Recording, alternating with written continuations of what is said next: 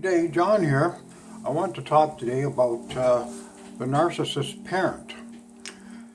Now, my mother was a narcissist, and I grew up having a mother that didn't love, she didn't care,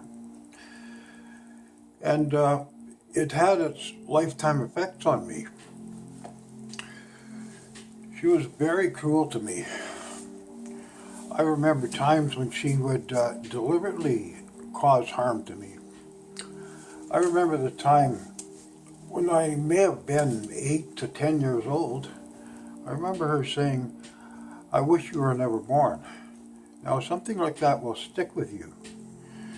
And you feel like there is no reason that you've been born. It's been a mistake, because this is what's been put into your subconscious. You've been told this by your mother. Now, in the case of my father was, he was codependent, and he was beaten down so badly by my mother. He just eventually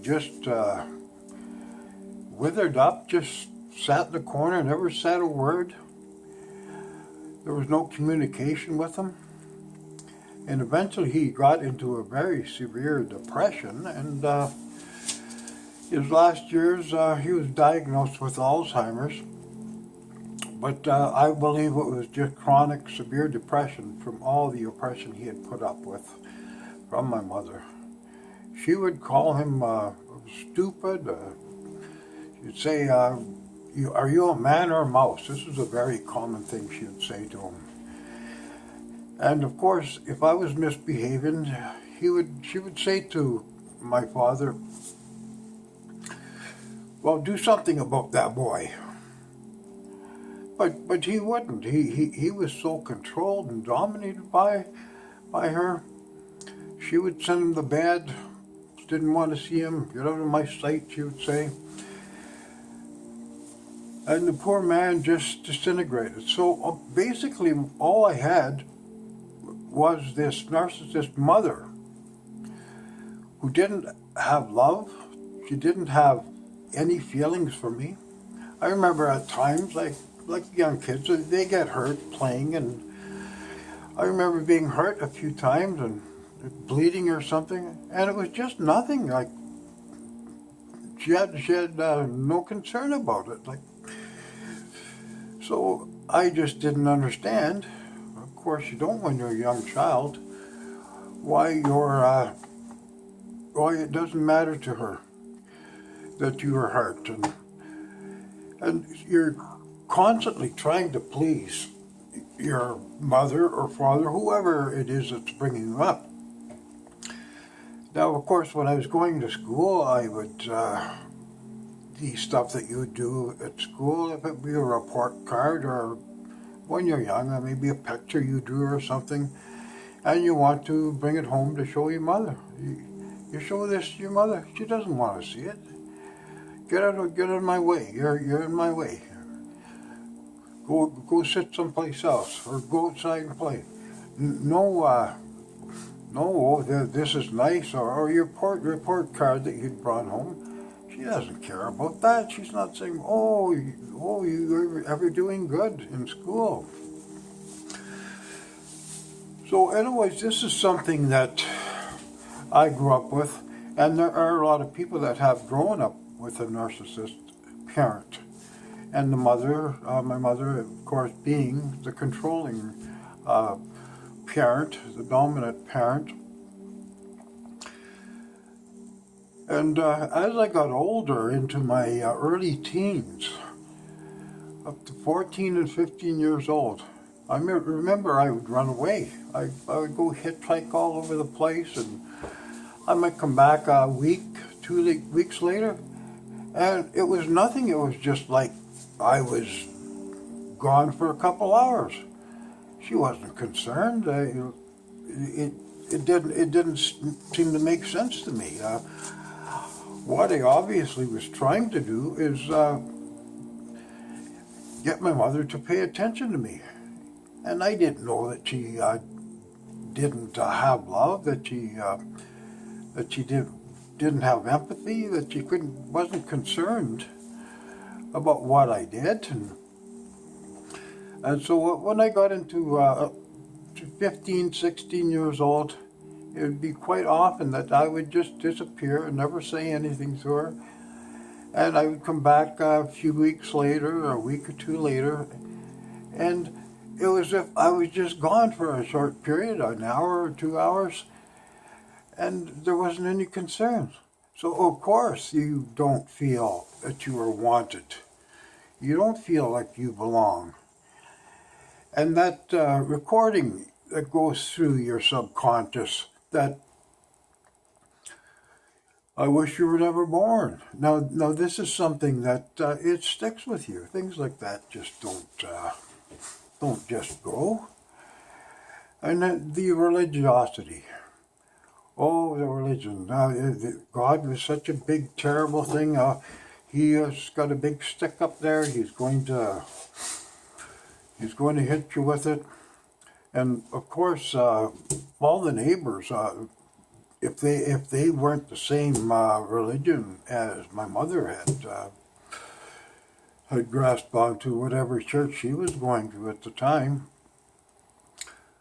of course they were all bad. They were all going to hell, and it was just a terrible thing. I remember the next door neighbor, because they weren't the same religion. Myself and I had 3 sisters. We were convinced that if you went into that next door neighbor's yard, you were going to hell. Like, you can't understand, but this is what was passed on to our understanding when we were children. And we just lived in fear. And this devil is going to get us. And so anyways, as I got older, and into my late teens, while my mother was marrying my sisters off, basically the first man came along, getting rid of them. But I remember I had met this girl. I was 15 or 16 years old, and I really liked her. I think we were holding hands, and I thought my mother, she was going to be happy to see that I had a girlfriend. I didn't see why she wouldn't. So we walked to my mother's place, and I walked into my mother's house. I was thinking, she's going to be happy that, I have a nice girlfriend. So I stepped into the door of my mother's place, and she stepped in behind me. As soon as my mother saw this young girl, 14, 15 years old, a innocent young girl, she just raged out. "Get out of here, you little tramp." Like, it just shocked me. I couldn't understand why she had such a bitterness towards a complete stranger. It didn't make any sense to me at all. So anyways, this put into me this fear of women, that women were all bad. I grew up with this in the back of my mind all through my adult years.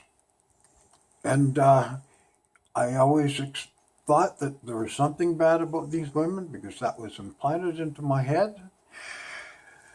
Now, any of you that have grown up with a narcissist mother, you would know the pain that it causes you as you get older. Now, I've always picked the women that were like my mother, as a man will relate a female as someone who is similar to your mother. It's in your mind, that's what a woman is supposed to be like. So of course I'm picking out the narcissists. I don't know that though then. And I'm getting beat up, I'm getting robbed. They come and a short while later they're gone, and I couldn't figure out, why can't I hold on to a relationship? But it wasn't until, well, I'm well into my 60s now, it wasn't until about a year ago that I came to a realization that what I've been doing is I've been attracting narcissists. I've heard the name narcissist, but I didn't really understand it like most people don't. Unless you've had experience with a narcissist in your life, it's just a fairy tale to most people, or what? It's not a realistic thing.